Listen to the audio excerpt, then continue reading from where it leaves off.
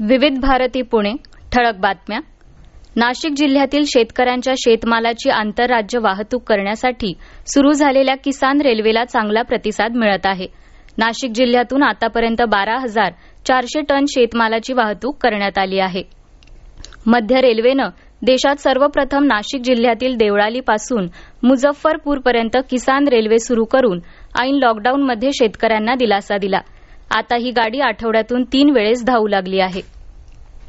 उपराष्ट्रपती एम व्यंकय्या नायडू यांनी झारखंड स्थापन दिवसाच्या निमित्ताने राज्याच्या जनतेला शुभेच्छा दिल्या आहेत. वन आणि खनिजांनी परिपूर्ण असलेल्या झारखंड राज्याचा देशाच्या प्रगतीमध्ये मोलाचं योगदान आहे. झारखंडवासियांचं आयुष्य भरभराटीचे जावो ही अशी मंगल कामना त्यांनी केली.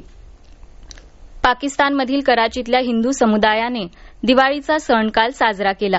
यावेळी कोविड-19च्या प्रतिबंधासाठी आखलेल्या नियमावलीचं पालन करण्यात आले. कराचीच्या स्वामीनारायण मंदिराला सुद्धा दिवाळीनिमित्त रोषणाई करण्यात आली होती. बिहारमधील भाजपा विधानमंडळ दलाची बैठक पार्टीच्या प्रदेश कार्यालयात आज 12:30 वाजता होणार आहे. संरक्षण मंत्री राजनाथ सिंग, पार्टीचे प्रदेश प्रभारी भूपेंद्र यादव आणि निवडणूक प्रभारी देवेंद्र फडणवीस यांचा या बैठकीत समावेश आहे. या बैठकीत भाजपा विधिमंडळाच्या गट नेत्याची निवड होणार आहे.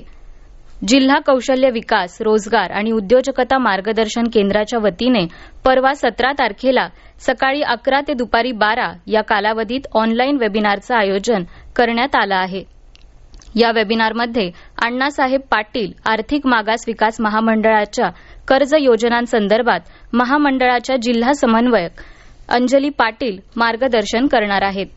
राजधानी दिल्लीत आज जोरदार वाऱ्यांसह पाऊस कोसळण्याची शक्यता आहे. शहरातलं किमान तापमान 13 अंश सेल्सिअस होतं तर कमाल तापमान 27 अंश सेल्सिअस असण्याचा अंदाज हवामान खात्यानं वर्तवला आहे.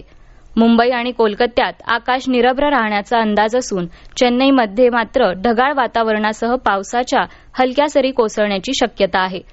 या होत्या आतापर्यंतच्या ठळक बातम्या.